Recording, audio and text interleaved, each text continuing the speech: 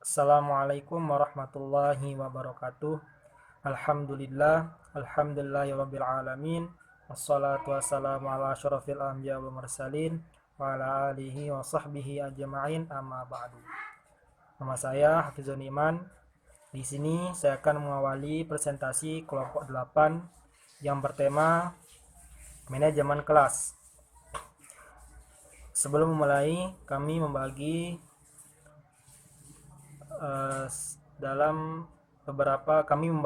presentasi kami atau materi kami dalam beberapa submasalah. Yang pertama adalah pengertian dari manajemen kelas. Yang kedua, tujuan manajemen kelas. Yang ketiga, fungsi guru dalam manajemen kelas. Yang keempat, prinsip pengelolaan kelas. Yang terakhir, pendekatan pengelolaan kelas. Mengawali dari sub masalah yang pertama, yaitu mengenai pengertian manajemen kelas. Di sini saya akan mencoba menjelaskan apa itu pengertian manajemen kelas. Menurut Mulyadi, dalam proses belajar mengajar terdapat dua masalah dalam menentukan berhasil atau tidaknya suatu pembelajaran itu sendiri. Yang pertama yaitu adalah mengenai masalah pembelajaran. Yang kedua mengenai masalah manajemen kelas.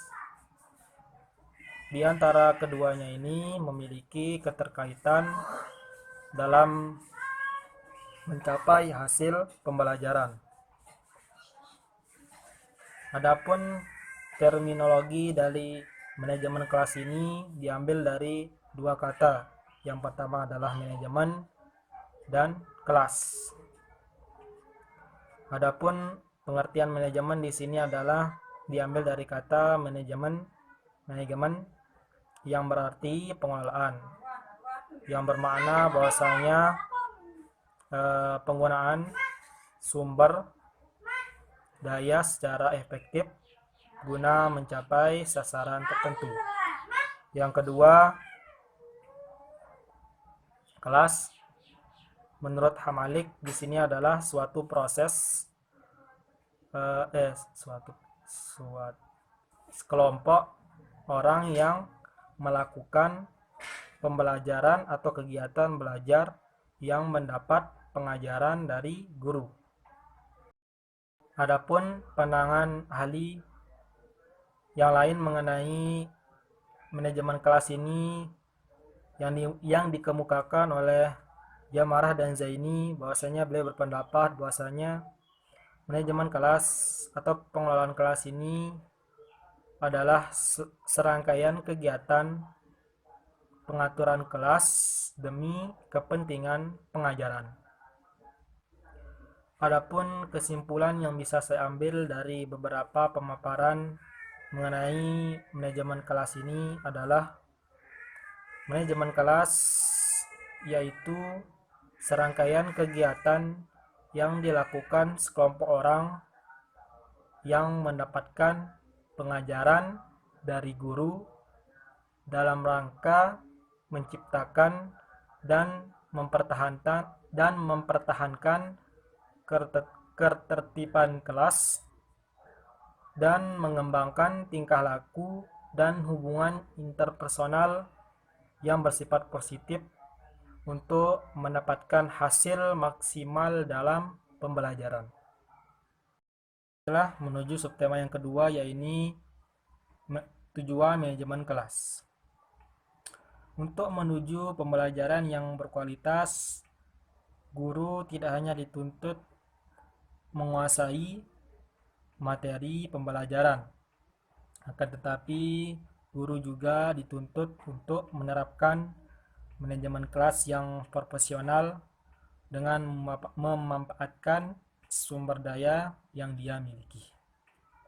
Adapun tujuan manajemen kelas di sini adalah yang pertama adalah menciptakan suasana belajar mengajar yang kondusif. Arti dari kondusif di sini adalah disiplin, tertib dan gairah. Yang kedua adalah menciptakan hubungan interpersonal antara guru dan siswa atau antara siswa dengan siswa. Yang ketiga adalah untuk mewujudkan situasi belajar yang baik, baik itu sebagai kondisi lingkungan belajar maupun kondisi lingkungan belajar kelompok atau kelompok belajar. Dan terakhir adalah untuk menghilangkan hambatan yang bisa menghalangi dari terwujudnya interaksi pembelajaran. Sekian dari saya. Mohon maaf apabila ada kesalahan. Assalamualaikum warahmatullahi wabarakatuh.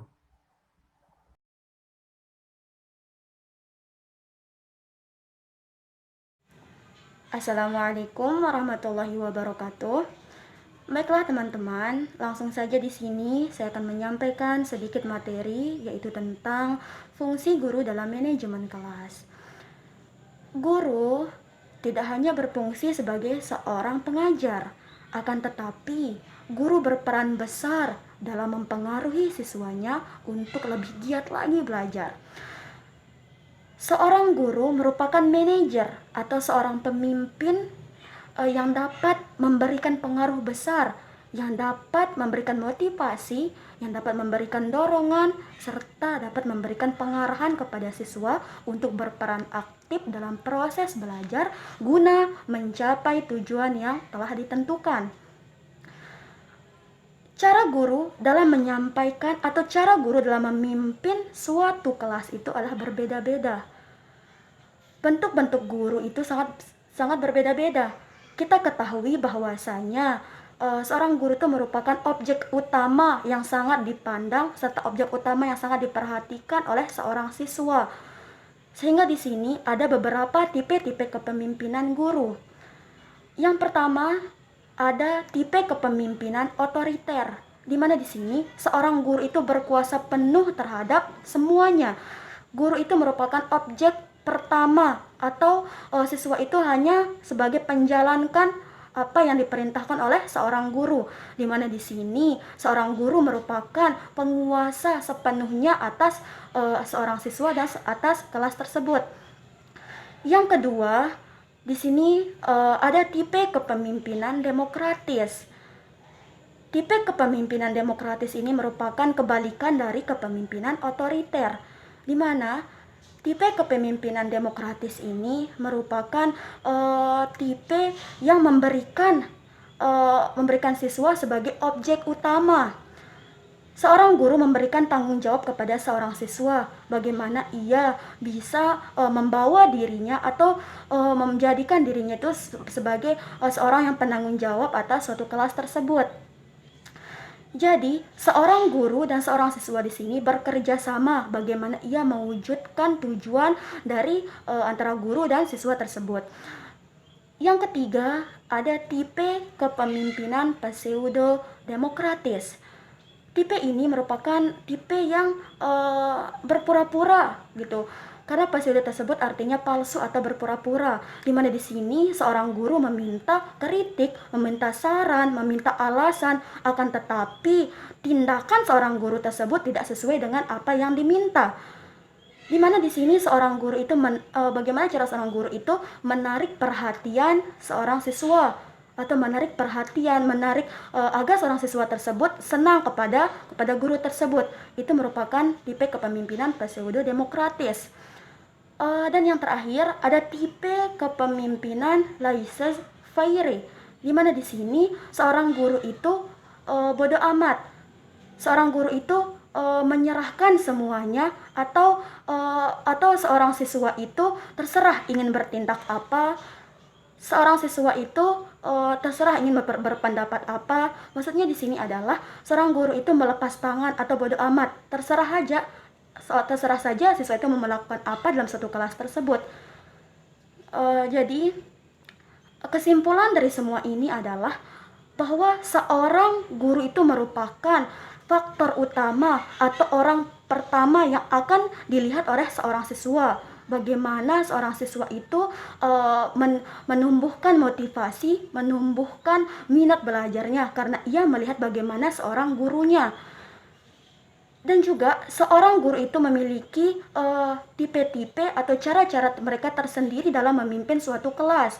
Jadi di sini kita tidak bisa menyalahkan seorang guru karena ini merupakan sudah ketentuan atau sudah yang ada pada diri guru tersebut. Baiklah teman-teman, mungkin ini yang bisa saya sampaikan. Kurang dan lebihnya saya mohon maaf.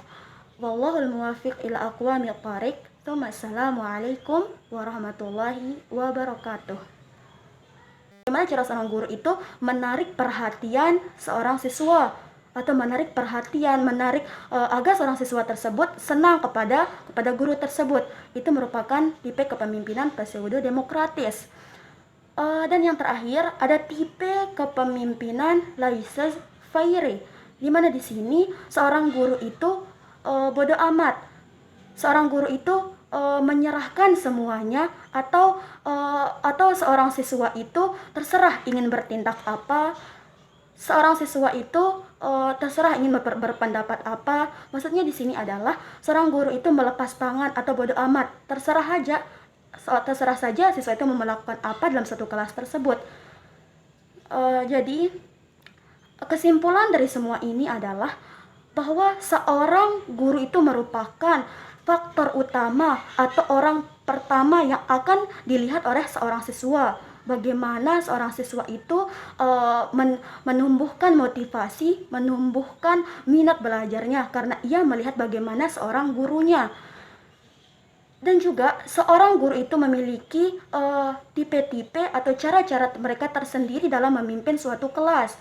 Jadi di sini kita tidak bisa menyalahkan seorang guru karena ini merupakan sudah ketentuan atau sudah yang ada pada diri guru tersebut. Baiklah teman-teman, mungkin ini yang bisa saya sampaikan. Kurang dan lebihnya saya mohon maaf. Wallahul muwaffiq ila aqwamit thariq. Assalamualaikum warahmatullahi wabarakatuh.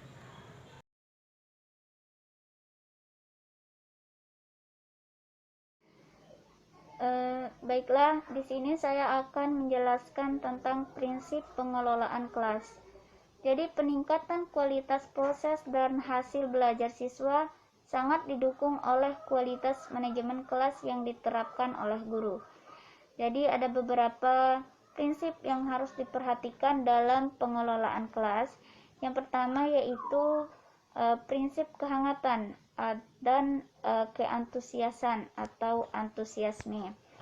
Jadi setiap guru yang berkomunikasi dengan siswa-siswanya haruslah menunjukkan kehangatan, walaupun kesan kehangatan ini sifatnya implis, yaitu tidak diungkapkan secara langsung dengan kata-kata.